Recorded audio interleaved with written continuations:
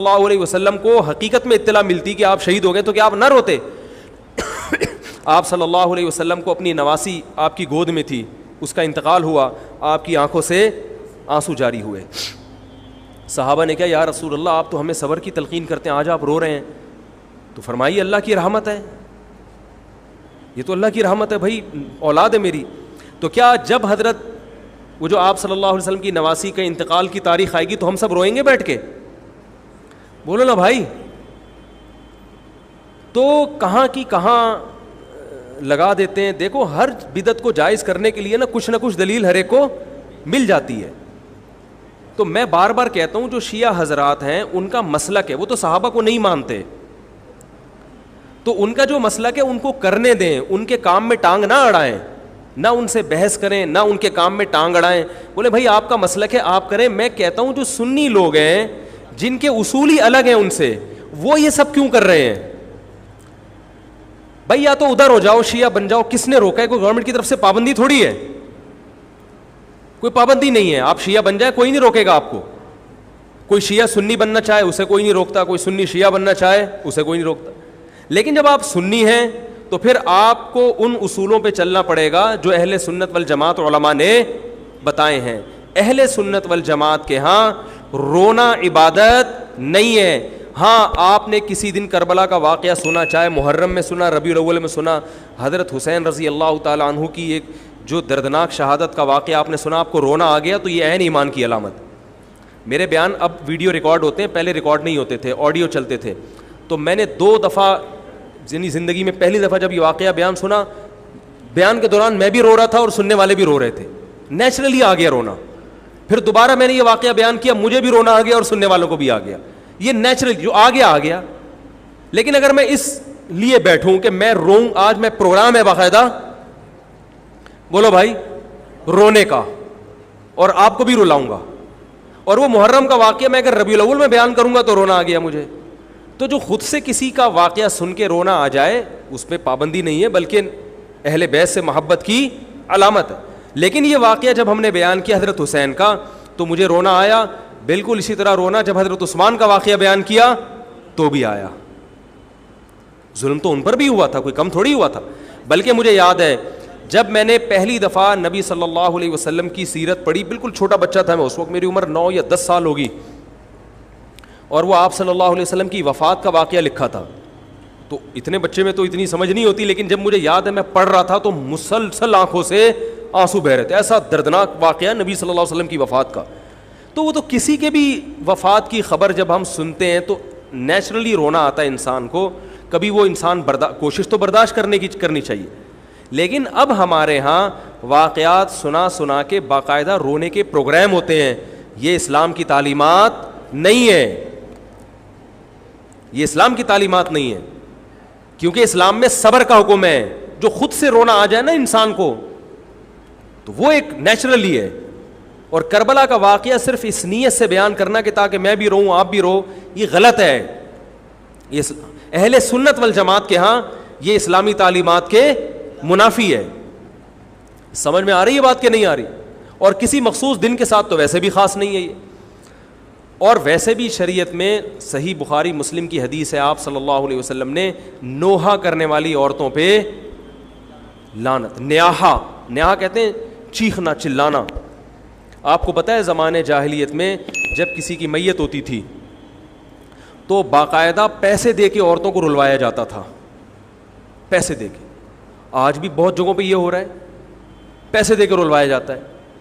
تو نبی نے تو ان عورتوں پہ لعنت کی ہے جو فری میں روتی ہیں, پیسے دے کے نہیں, جو فری میں میت پہ روتی ہیں. اور چیخ چلا کے رونا تو ویسے ہی حرام ہے اسلام میں. میت پہ جب بھی نبی صلی اللہ علیہ وسلم روئے ہیں آپ کی آنکھوں سے آنسو, بس چیخ چلا کے نہیں روئے ہیں. حضرت جعفر طیار بھی تو اہل بیت میں سے تھے. جب شہید ہوتے ہیں آپ کی 4 جوان بیویاں بیوہ ہوتے ہیں, چھوٹے چھوٹے بچے یتیم ہو جاتے ہیں, تو ان کی بیویاں جب روتی ہیں تو گھر سے باہر آواز آتی ہے. آپ نے پہلی دفعہ سمجھایا جا کے کہ ان سے بولو اپنی آوازوں کو پس کرو. جب دوبارہ تو آپ نے فرمایا منہ پہ خاک پھینک دو جا کے. حالانکہ ان کا جو رشتہ حضرت جعفر طیار سے تھا وہ ہمارا نہیں ہے, ہم تو بہت دور کے ہیں. اہل بیت سے جو جتنا ان کی بیویوں کا رشتہ ہے اتنا تو ہمارا نہیں ہے نا. ان کو چیخ کے رونے کی اجازت نہیں دی. اور آج ہمارے ہاں کیسے ہوتا ہے, ہاں ہاں ہو چیخ رہے ہیں, پیٹ رہے ہیں. گریبان چاک کرنا اسلام میں حرام ہے روتے ہوئے. گریبان چاک کرنا اس پہ لعنت ہے نبی صلی اللہ علیہ وسلم کی. تو آج گریبان بھی چاک ہو رہا ہے, رو بھی رہے ہیں, پیٹ بھی رہے ہیں. تو بھائی وہ شیعہ حضرات کا ایک مسلک ہے, ان کی رائے ہے, ان کو ان کی رائے پہ چلنے دو. آپ جو اہل سنت والجماعت کو فالو کرتے ہو تو یا تو ادھر ہو جاؤ یا ادھر ہو جاؤ, درمیان میلہ لٹکو. درمیانی آدمی کہیں کبھی نہیں ہوتا. درمیان کی جو جنس ہے وہ کہیں کی ہوتی ہے. وہ بیچارہ نہ مرد سے شادی کر سکتا ہے نہ عورت سے. وہ کہتا ہے یا اللہ اگر مجھے آپشن دیتا یا تو ادھر کر دیتا, یا وہ تو ایک اللہ نے آزمائش بنا دی اس کو بیچارے کو, وہ آزمائش ہے, اسی آزمائش پہ اس کو قیامت کے دن اجر ملے گا. لیکن اپنے اختیار سے انسان بیچ کا بننے کی کوشش کرے, یہ ٹھیک نہیں ہوتا. اپنے اختیار سے یا تو شیعہ بن جاؤ یا پورے سنی بن جاؤ. تو اہل سنت حدیث کی کتابوں کو فالو کرتے ہیں, اور جو ہماری بخاری مسلم ہے شیعہ حضرات نہیں مانتے ان کتابوں کو, وہ نہیں فالو کرتے ان کو. تو ہم تو ان کو فالو کرتے ہیں. اگر آپ کہتے ہو میں نہیں مانتا ان حدیثوں کو, تو پھر بہت ساری چیزیں اور بھی ہیں وہ بھی چھوڑ دو. پھر آپ سمجھ میں آ رہی ہے بات, پھر وہ بھی چھوڑ دو. تو ہم تو ان کتابوں کو فالو کرتے ہیں. ہمارے نبی صلی اللہ علیہ وسلم کے حکام ہیں, میت پہ رونا پیٹنا منع. جب حضرت حسین رضی اللہ تعالی عنہ کا قتل ہوا ہے کربلا میں, اور یقیناً یہ بہت بڑا بدترین ظلم تھا تاریخ کا, تو حضرت جو آپ کے اہل بیت جو باقی بچ گئے تھے ان کا کیا ری ایکشن تھا, جو صحیح اسناد سے جو چیزیں ثابت ہیں ان کا کیا ری ایکٹ تھا. کیا امام زین العابدین نے اس طرح سے نوحے کیے تھے کہ آپ نے سینوں کو پیٹا تھا؟ انہوں نے صبر کیا تھا انہوں نے. اور یہی اہل بیت کی شان تھی. تبھی تو قرآن کے الفاظ کیا ہیں کہ نیکی صرف یہ نہیں ادھر ادھر منہ کر کے نمازیں پڑھ لو, بلکہ والصابرین فی البأساء, جو پریشانیوں کے وقت کیا کرتے ہیں, صبر. تو ہماری نظر میں حضرت حسین کا قتل بھی ایک بہت بڑی ٹینشن, بہت بڑی پریشانی, مگر اس پر ہمیں صبر کا حکم ہے. اگر ہمارے اندر انتقام کی طاقت ہوتی تو انتقام لے لیتے ہم. جو بھی قاتلان حسین تھے ہمیں پتہ چلتا کہ یہ ہے, ہم انتقام لیتے ہیں ان سے. اگر انتقام نہیں لے, وہ تو چلے گئے دنیا سے اپنے ٹھکانوں کو, جو جس نے جہنم رسید ہونا تھا وہ تو جہنم رسید ہو چکا ہے. اور اللہ نے حضرت حسین رضی اللہ تعالی عنہ کو شہادت کی برکت سے جنت کے جوانوں کا سردار بنا دیا ہے. تو جس کا جو ٹھکانہ تھا, جس ملعون نے جہاں جانا تھا وہ چلا گیا. اب قرآن کیا کہہ رہا ہے, تلک امۃ قد خلت. جہاں بھی قرآن ایسے واقعات بیان کرتے یہ قوم تھی جو گزر گئی, لہا ما کسبت, جس نے جو کیا اس کا بدلہ ملے گا, ولکم ما کسبتم, تم اب تمہارے اعمال اللہ دیکھے گا. اعمال کا مطلب دیکھے گا جن چیزوں کو اللہ نے حلال کیا تم اس پر عمل کرتے ہو, جن چیزوں کو حرام قرار دیا اس سے بچتے ہو کہ نہیں بچتے, یہ چیزیں دیکھی جائیں گی. تو محرم کے ایک الگ, ہمیں محرم نبی صلی اللہ علیہ وسلم کی زندگی میں ہمیشہ آیا ہے, اس میں کیا احکام ہے. محرم میں آپ نے نکاح بھی کیا ہے, محرم منحوس نہیں ہے. محرم تو اشہر حرم میں سے ہے, برکت والا مہینہ ہے. اس میں جو کام کیا جائے گا اس میں برکت ہوگی. اس میں شادی بیاہ کریں گے اس میں انشاءاللہ برکت ہوگی. اس میں کوئی اور عبادت کریں گے اس میں برکت. نبی صلی اللہ علیہ وسلم نے محرم کی الگ فضیلت بیان کی کہ اس میں عبادت کا ثواب, محرم کے روزوں کا ثواب عام مہینوں سے زیادہ ہے. تو یہ سب ہماری شریعت کی تعلیمات ہیں. تو ہمیں ایک طرف ہو جانا چاہیے, ہمیں اسی کو فالو کرنا چاہیے. ہاں یہ وہ دور نہیں ہے کہ آپ دوسروں پہ جا کے انگلیاں اٹھائیں, تم یہ کیوں کر رہے ہو, یہ کیوں, بس چھوڑ دو اس کو. جو جب اس کو سمجھ میں آئے گی تو آ جائے گا, نہیں آئے گی تو 73 فرقے ہیں نا, تو یہ آپ تھوڑی ختم کرو گے, یہ حضرت عیسیٰ علیہ السلام آ کے ختم کریں گے. تو جو کام عیسیٰ علیہ السلام کا ہے وہ خود کرنے کی کوشش, بولو بھائی, مت کرو. آپ دیکھو کہ ان میں جو صحیح ہے اس کو فالو کرو, باقی بھائی جیسا کر رہے ہو. ہمارے پاس نہ کوئی پولیس ہے نہ کوئی پاور ہے. پولیس بھی ہوتی تو بھی کچھ نہیں کرتی. ہم اگر پولیس میں ہوتے تو کیا کر لیتے. فساد ہوتا ہے ان چیزوں سے. افغانستان میں جب طالبان کی حکومت تھی, او بھائی کون سی والی گھڑی صحیح ہے, میری گھڑی میں تو کیا ٹائم ہو رہا ہے, کبھی آگے چلیے. اچھا پھر ابھی بس اذان ہونے والی ہے, ٹھیک ہے بتا. تو کیا کہہ رہا تھا یار میں, وہاں افغان طالبان کی جب حکومت تھی 5 سال, تو انہوں نے بھی شیعہ کے امام بارگاہ کو ختم نہیں کیا تھا. سمجھ رہے بات کو, ایک حد بندی کر دی تھی, ختم نہیں کیا انہوں نے بھی شیعوں سے صلح کی تھی مذاکرات کیے تھے, بھائی ٹھیک ہے آپ اپنی امام بار کے گاہ کے اندر جو آپ کی ایکٹیویٹیز ہیں آپ وہ کرو. حالانکہ کتنی پاورفل حکومت تھی, اس لیے کہ اتنی بڑی تعداد میں انہوں نے کہا بھائی ہم کیسے پابندی لگائیں, ایک پورا ایسے ممکن نہیں ہے ہمارے لیے. تو گورنمنٹ کے لیے بہت سی چیزیں ممکن نہیں ہوتی, پابندیاں نہیں لگا سکتی گورنمنٹ. تو جو طالبان نہیں ختم کر سکے, حالانکہ طالبان سنی مسلک کے تھے اور وہ شیعہ بالکل ایک, میں نے وہاں امام بارگاہ میں اذانیں بھی سنی ہیں, ریڈیو پہ اذان آتی تھی امام بارگاہ سے, میں نے خود سنی ہے کہ بھائی میں نے یہ کہاں سے آ رہی ہوں, افغانستان سے میں اس وقت اذان ہوں. افغانستان کا چینل اس وقت آتا تھا طالبان کا اردو میں چینل, تو اس میں اذان آ رہی ہوتی تھی شیعہ حضرات کی. تو فرقواریت کا یہ طریقہ ختم کرنے کا نہیں ہے کہ آپ جا کے ان کو چھیڑیں تنگ کریں, بھائی یہ بہت عرصے سے چلے آ رہے ہیں, چلتے رہیں گے. جو صحیح ہوگا اس کو حضرت عیسیٰ علیہ السلام نافذ کر دیں گے, جو غلط کو ڈیلیٹ کر دیں گے خود ہی. اگر ہم غلط ہوئے تو حضرت عیسیٰ علیہ السلام سب سے پہلے ہماری گردنیں اڑا کے ہمیں ڈیلیٹ کر دیں گے, ٹھیک ہے نا. اگر وہ غلط ہوئے تو ان کو ختم کر دیں گے, تو یہ ان کا کام ہے. آج کسی کے بس میں یہ نہیں ہے. تو میں یہ اس لیے کہہ رہا ہوں کہ لڑو مت, گالی گلوچ مت کرو, فیس بک پہ ایک دوسرے کے خلاف نیگیٹو کمنٹس مت کرو, کیونکہ ہم اختلافات کے متحمل نہیں ہیں. ہمیں بہرحال قومی سطح پہ ایک ہی بن کے رہنا ہے.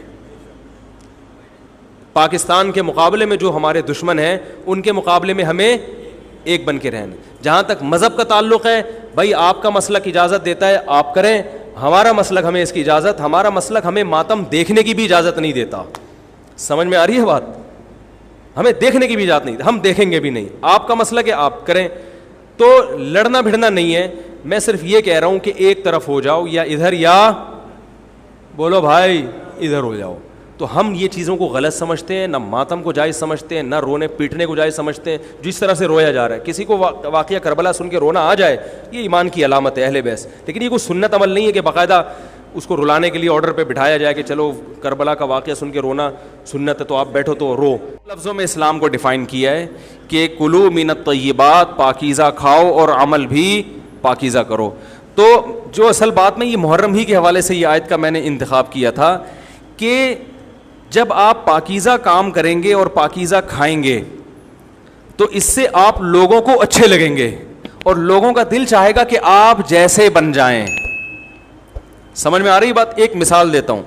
دیکھو کوئی بھنگی ہو جو بیچارہ ہر وقت گندگی میں رہتا ہو, اسے آپ سمجھائیں کہ یار اچھی زندگی گزارو, صاف ستھرے ہو جاؤ. آپ نے کسی دن اس کو نہلا دیا, بہترین کپڑے ڈیٹول سے نہلایا, سروس کروائی, کیونکہ ظاہر ہے وہ اتنے دنوں سے ایک کام کر رہا ہے تو وہ سروس کے بغیر دھلے گا نہیں. سروس کروائی آپ نے اس کی, خوب نہلا دھلا کے اس پہ اسپرے چھڑک دیا آپ نے, اور 3 دن تک کنٹینیو یہی کام کیا, تو آپ مجھے بتاؤ اس کو برا فیل ہوگا یا اچھا فیل ہوگا؟ کہے گا یار بڑا مزہ آیا. اس کے دل میں اپنے کام سے نفرت پیدا ہونا شروع ہو جائے گی. تو اچھی چیز میں, اچھی طہارت میں, پاکی میں اللہ نے اٹریکشن رکھی ہے. جیسے صاف ستھرا آدمی اچھا لگتا ہے, گندا اچھا لگتا ہے؟ صاف ستھرا اچھا لگتا ہے. تو صاف ستھرے اعمال والا بھی انسان کو اچھا لگتا ہے. تو اللہ تعالیٰ نے اسلام کو جو ڈیفائن کیا 2 لفظوں میں, اچھا کھاؤ اور عمل اچھا کرو. کیا مطلب؟ ایسا کام کرو کہ غیر مسلم تمہاری طرف مائل ہوں کہ یار یہ بڑے اچھے ہیں. تو کوئی ایسی رسم اسلام میں جس کو دیکھ کر وحشت ہوتی ہو, اس کا مطلب ہے وہ اسلام, بولو بھائی, نہیں ہے. کوئی بھی آپ ایسا عمل کر رہے ہیں, لیبل اسلام کا لگا رہے ہیں, مگر اسے دیکھ کر غیر مسلم کو گھنٹوں گھنٹوں سمجھانا پڑتا ہے یہ کیوں ہو رہا ہے, اس کا مطلب ہے کہ یہ اسلام, بولو نا بھائی, نہیں ہے. تو آپ مجھے بتاؤ محرم میں جو کچھ ہو رہا ہے, کیا یہ غیر مسلم کو اسلام کی طرف مائل کرے گا؟ یہ عمل ہے بھائی. یعنی کوئی غیر مسلم اسے دیکھ کے مسلمان ہوگا کہ یار ماشاءاللہ بڑا زبردست اسلام ہے. افسوس ہمیں اس پر ہے کہ دیکھو جن کا مسلک ہے, جن کا فقہ ہے, وہ جو کچھ کر رہے ہیں انہیں کرنے دو. اپنے بارے میں یہ فیصلہ کرو کہ ہم سنی ہیں یا شیعہ ہیں. فرقے شروع سے چلے آ رہے ہیں نا, شیعہ اور سنی, ختم کرنا تو ممکن نہیں ہے. تو حضرت عیسیٰ علیہ السلام جب نازل ہوں گے تو تلوار کی زور سے تمام فرقوں کو ختم کر دیں گے. تو جو کام عیسیٰ علیہ السلام کا ہے وہ خود کرنے کی کوشش نہ کرو, جو حضرت مہدی کا کام ہے وہ خود کرنے کی کوشش نہ کرو. ہم کسی فرقے کو ختم نہیں کر سکتے. لیکن ہم اپنے آپ کو ڈیفائن کر سکتے ہیں, ہم یہ بتا سکتے ہیں کہ ہماری رائے میں صحیح کیا ہے. تو میرے بھائی, نبی صلی اللہ علیہ وسلم نے فرمایا 73 فرقوں میں سے ایک جنتی ہے, تو یا تو ادھر چلے جاؤ, یا بولتے کیوں نہیں, ابھی نہیں بول رہے تو پھر عمل کیسے کرو گے, یا تو پورے ادھر چلے جاؤ یا پورے ادھر آ جاؤ. مجھے خدا کی قسم اس پر کوئی اشکال نہیں ہوتا کہ شیعہ لوگ ماتم کیوں کر رہے ہیں, شیعہ لوگ یہ سب کچھ کیوں کر رہے ہیں, وہ جو ہے وہ مرثیے کیوں پڑھ رہے ہیں, مجھے اس پر اشکال نہیں ہوتا. ان کے دلائل ہوں گے ان کے پاس, ان کے علماء ان کو بتاتے ہیں. وہ کب کہتے ہیں کہ ہم سنی ہیں, وہ کب کہتے ہیں کہ ہم صحابہ کو حجت سمجھتے ہیں, ایک چیز کا انہوں نے دعویٰ ہی نہیں کیا تو ہم ان پر وہ کیوں تھوپے ان کے سر پہ. لیکن میں آپ کی بات کر رہا ہوں, میں ان لوگوں کی بات کر رہا ہوں جو اپنے آپ کو سنی کہتے ہیں. تو بھائی پھر سنی ہو تو جو اہل سنت والجماعت کے جو چاروں مکاتب فکر ہیں, حنفی, مالکی, شافعی, حنبلی, یہ اہل سنت کے ہیں نا, ان کی کتابوں میں کہیں بھی اس طرح کی کوئی چیز بولو بھائی نہیں ہے. ماتم کرنا اہل سنت کے ہاں جائز نہیں ہے. نبی صلی اللہ علیہ وسلم نے میت پر چیخو پکار کرنے کو حرام قرار دیا ہے. نوحہ کو جو میت پہ رونا پیٹنا ہوتا ہے, گریبان چاک کرنا, اس عمل پر آپ صلی اللہ علیہ وسلم نے لعنت فرمائی ہے. صحیح بخاری صحیح مسلم کی حدیثیں ہیں. حضرت جعفر طیار رضی اللہ تعالی عنہ نبی کے سگے چچا زاد بھائی میدان جنگ میں شہید ہوئے, 4 بیویاں بیوہ ہوئی ہیں, چھوٹے چھوٹے بچے یتیم ہو گئے. آپ نے ان کی بیویوں کو زور سے رونے کی اجازت نہیں دی. اتنا غضبناک ہوئے جب وہ